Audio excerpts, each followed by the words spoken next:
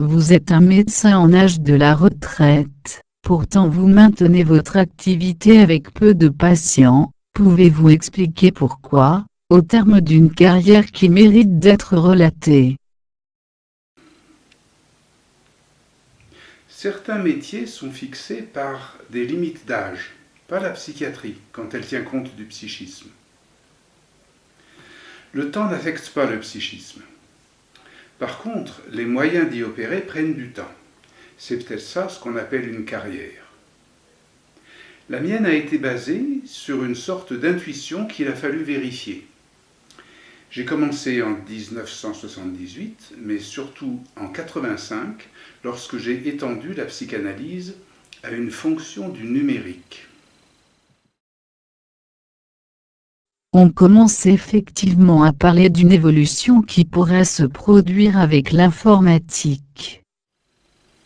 Oui, c'est très remarquable que la psychiatrie s'intéresse à l'intelligence artificielle. Très peu encore.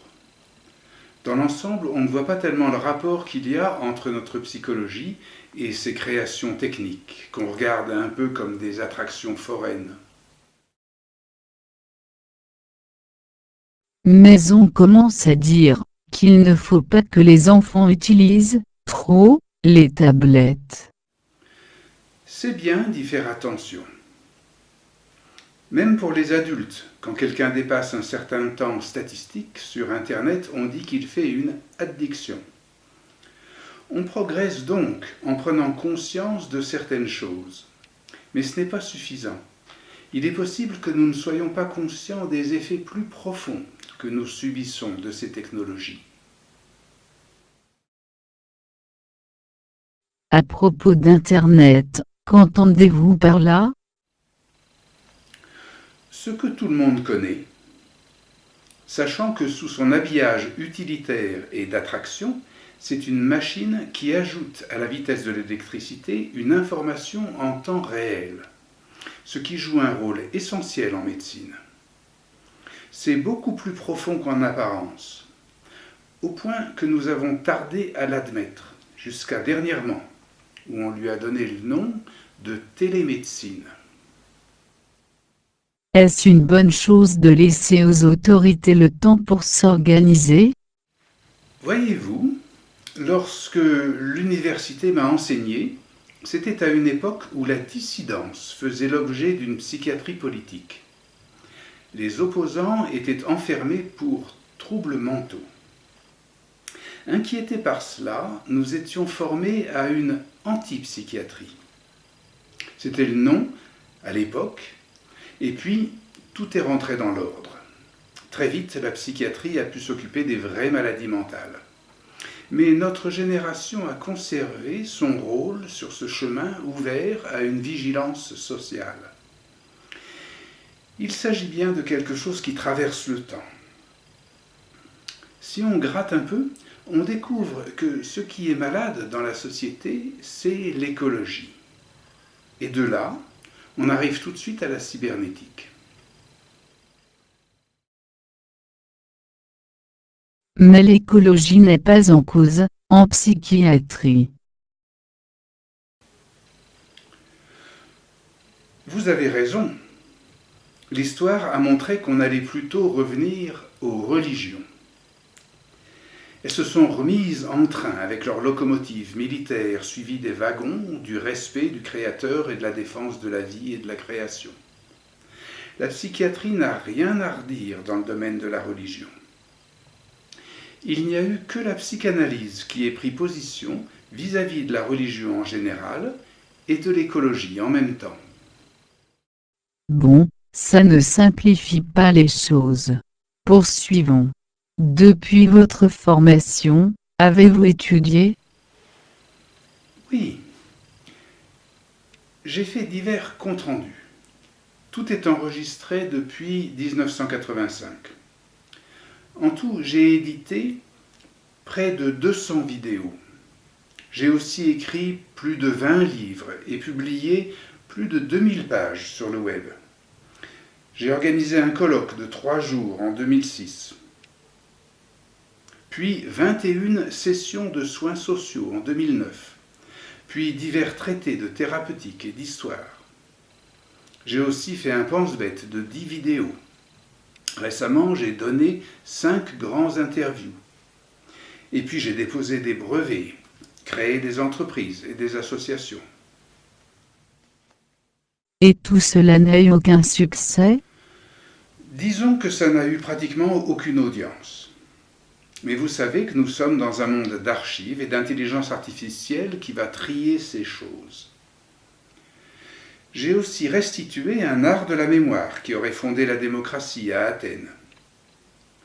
J'ai mis la psychanalyse au pluriel analytique à cette occasion, et j'ai édité un logiciel, Apso, qui met en application l'algorithme de la démocratie. Aujourd'hui, il est en Estonie et BitNation.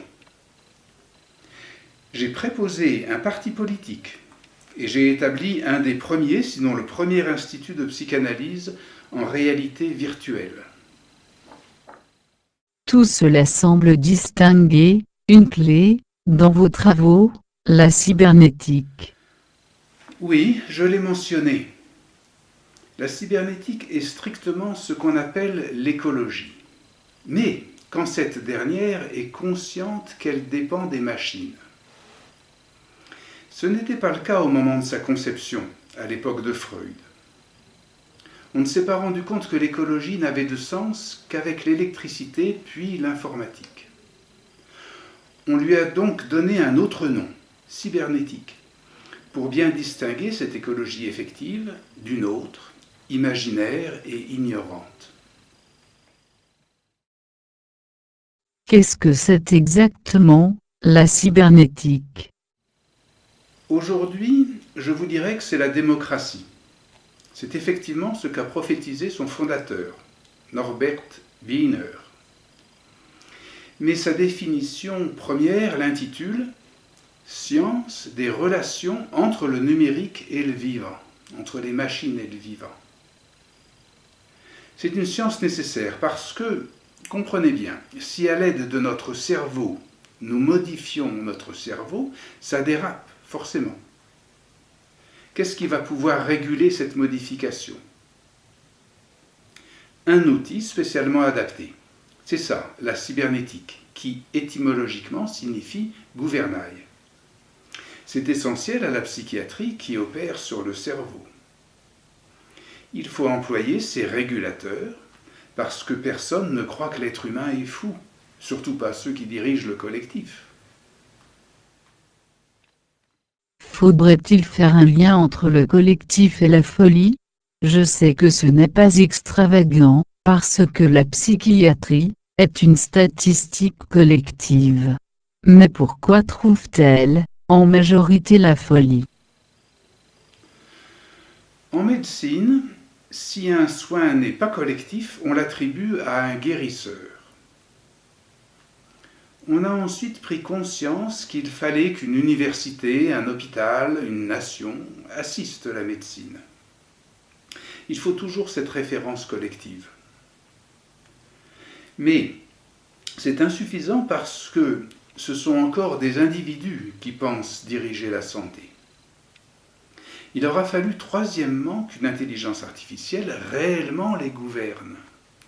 C'est alors que les patients, à leur tour, en feedback, se groupent en collectivité.